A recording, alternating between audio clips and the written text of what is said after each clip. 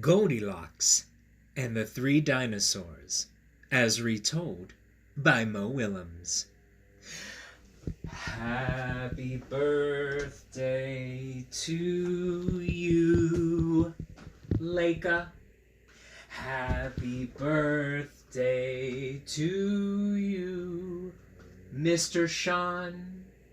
Happy birthday, dear anybody watching who I don't really know whose birthday it is, but I super hope you have a beautiful and wonderful and marvelous birthday if today is your birthday.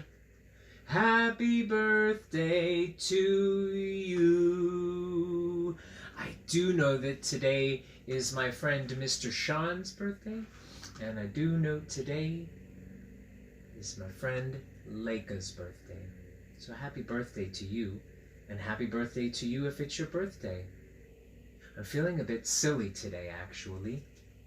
So I thought I'd start with a poem by Mr. Rogers called The Clown in Me.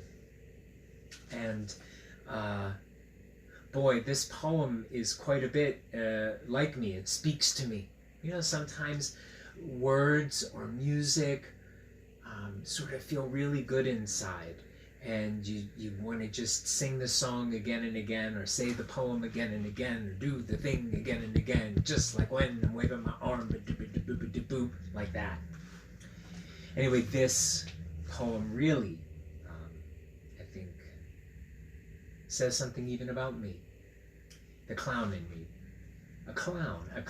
I think I'll be a clown. I think I'll make the people laugh, and laugh all over town. A clown. That's what I'll be, a clown.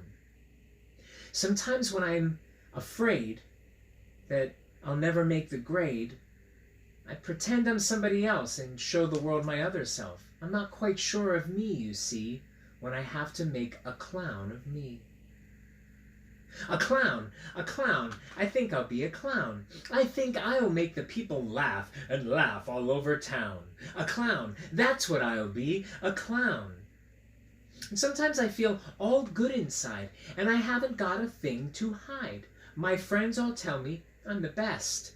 They think I'm better than the rest. It's times like this I act myself, and I let the clown stay on the shelf. Here's Moira. Myself, I think I'll be myself.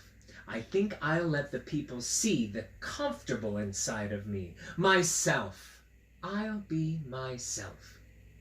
It's only when I feel let down, I might be scared into a clown. But he can be himself when I can be myself. Myself. I think I'll be myself. And perhaps Goldilocks today. As I said, I am feeling a little bit silly. And I'm also feeling a lot like myself. And I am a silly person, often, and I'm feeling silly today. And Mo Willems wrote a beautiful, lovely, wonderful, silly book about Goldilocks and the Three Dinosaurs, not the Three Bears. A one, a two, a three. So let's get into this, huh? Come over here. All right. There's the splash page. It has a bunch of names crossed out. Goldilocks and the Three Buffalo? Goldilocks and the Three Snakes? Goldilocks and the Three Moose? Goldilocks and the Three Mastodons? Goldilocks and the Three Terrible Monsters? Here's a fun one. Goldilocks and the Three Piggies? None of these are true. Oh, I wonder who that is. Not a dinosaur, so it must be Goldilocks and the Three Dinosaurs, as retold by Mo Willems.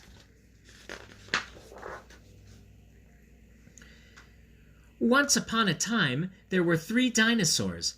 Papa Dinosaur, Mama Dinosaur, and some other dinosaur who happened to be visiting from Norway. It says, "Home, sweet dinosaur, home." Do you see that phone? It has the part of this telephone where you talk into is so far away from the part where you hear, because the dinosaur heads are so large that Papa would be talking here and listening way back here. That also happens to be a very old-fashioned telephone. Have you ever seen a telephone that has a wire like this? Mr. Greg used to only have a telephone with a wire like that. Ooh, something delicious is happening. One day, for no particular reason, the three dinosaurs made up their beds, positioned their chairs just so, and cooked 3 bowls of delicious chocolate pudding at varying temperatures. Oh my goodness. I had never seen this before. And I was always wondering, where is the pigeon in this book? He's right there. The pigeon is in the cookie jar. Who stole the cookie from the cookie jar? Pigeon stole the cookie from the cookie jar. Who, me? Yes, you couldn't be. Then who? Oh boy, said Papa Dinosaur in his loud, booming voice. It is finally time to leave and go to the, someplace else. Oh, I think they have a plan. Oh, see, Mom, she's wringing her hands together and she has that look in her eye. Yes, continued Mama Dinosaur, I sure hope no innocent little succulent child happens by our unlocked home while we are, someplace else. Oh, boy. The dinosaurs appear to be plotting. They have a plan.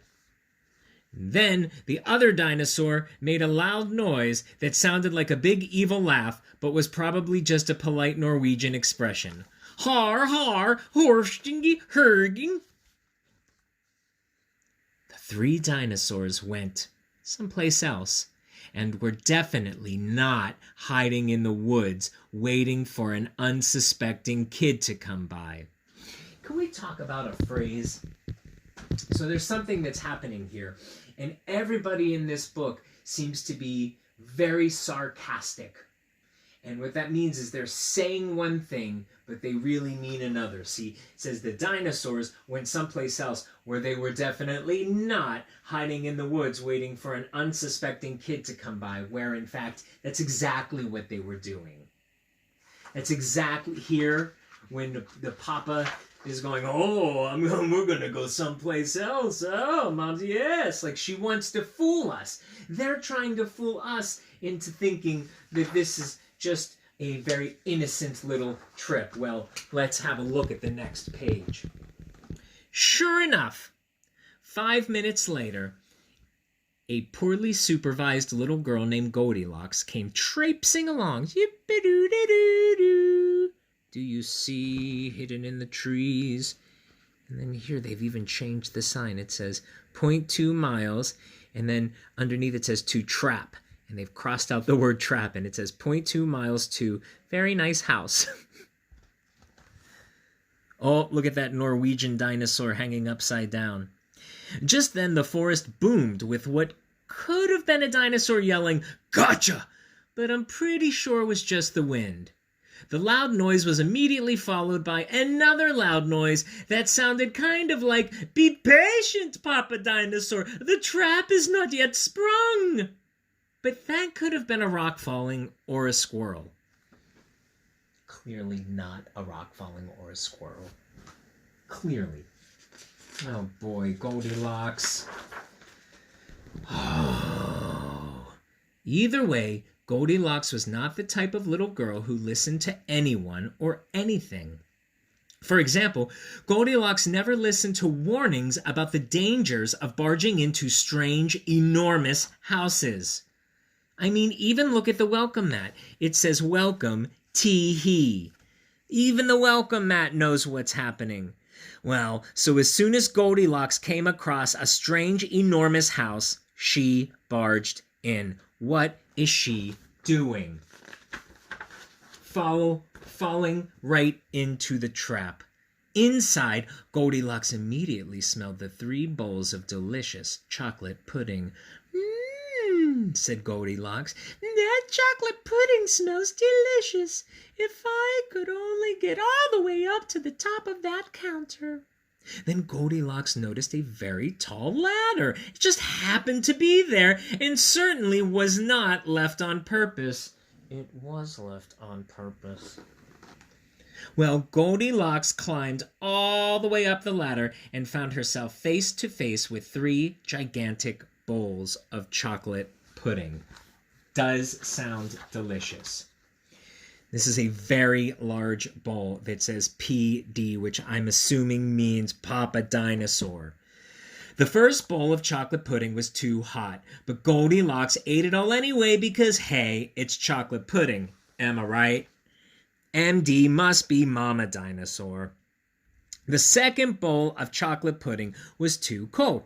But who cares about temperature when you've got a big bowl of chocolate pudding? Not her. Now, here's the third bowl. It says DFN, which means, I think, dinosaur from Norway. The third bowl of chocolate pudding was just right, but Goldilocks was on such a roll by now, she hardly noticed. She just ate everything. Very greedy, that Goldilocks. Uh-oh. Do you see here? The pupils of her eyes, the black part of her eyes are so big. Sometimes there's a phrase that you eat so much that your eyes are bigger than your stomach. Well, here her eyes have gotten so big, but then look what happens when she is not feeling so good. Oh, those little pupils get so small. Soon Goldilocks was stuffed like one of those delicious chocolate-filled little girl bonbons, which, by the way, are totally not the favorite thing in the whole world for hungry dinosaurs. Tired and groggy, Goldilocks noticed 3 chairs in the living room, so she climbed down the ladder and walked out of the kitchen. The first chair was too tall, obviously because it's Papa Dinosaur. The second chair was too tall, obviously because it's Mama Dinosaur. But the third chair, you know what comes next, was also too tall. Goldilocks was not going to climb that high just to sit in some chair, so she hiked over to the bedroom. And do you remember from the pigeon books? That black line means she's frustrated, and you can also see on her face she's feeling very frustrated. When she got there, Goldilocks noticed that the beds were also gigantically big. "What is going on around here?" groaned the exhausted girl. "The bears that live here must be nuts." So she's admitting in the book that she thinks she walked into a bear trap. I mean, look at this. There's even a dinosaur basketball team poster. And well, look in the window. There's Mama Dinosaur, and there's the Papa Dinosaur, and then the dinosaur from Norway. I mean, goodness gracious, Goldilocks. Just then the room filled with a loud booming noise that was either a passing truck or a dinosaur gloating. "A few more minutes and she'll be asleep. Delicious chocolate-filled little girl bonbons are yummier when they're rested." Even a little girl who never listens to anyone or anything had to hear that. Oh, boy. I don't know. Goldilocks is not making the best decisions. However, it seems like maybe she's realizing something. Goldilocks took a minute to stop and think, which was longer than she was used to stopping and thinking. That's her stopping and thinking face up there at the top. "Hey," she told herself. See that? This is her shocked and surprised. "This isn't some bear's house. This is some dinosaur's house." Say what you like about Goldilocks, but she was not a fool. As quickly as she could, she ran to the back door and got out of there. Of course, the sign on the back says, "Wipe your talons." My goodness, this is all so obvious. Just then, a loud plane flew by, which sounded pretty much like a trio of dinosaurs yelling, "Now!" or "Charge!" or the Norwegian expression for "chewy bonbon time." Suddenly, completely coincidentally, the 3 dinosaurs rushed through the front door, but they were too late. By the way, here is a very funny poster that has a dinosaur, and it says, "We are natural gas." And here is a lovely dinosaur lamp, and of course, twice in one book, the pigeon.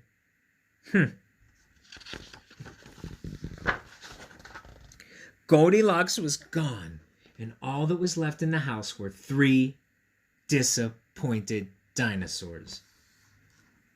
Or some people say, the end. But wait, there's more.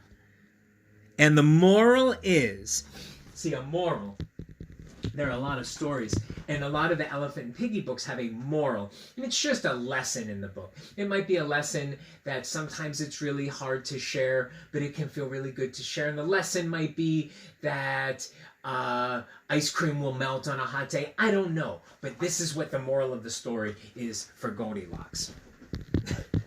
The moral is, if you ever find yourself in the wrong story, leave. There are the 3 bears. But wait, there's more!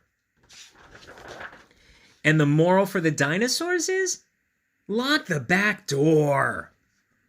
That's Papa going, oopsie, and Mama looking at both of them and going, And we can see on the back splash page, Mr. Sean, happy birthday, thank you for teaching me splash page.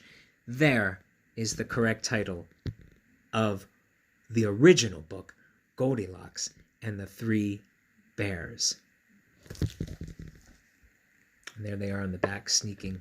Sneaking, sneaking, sneaking. Well, if you're feeling silly today, or if you're feeling like a wonderful birthday hug, or whatever you're feeling like today, I want you to take a moment and just feel that way. Feel silly, feel frustrated, feel happy, feel full of food, and I hope you have a wonderful night. Always beautiful seeing you. And again, happy birthday to my friends Leica and Mr. Sean, and happy birthday to you. Yes, you, if it's your birthday. Bye.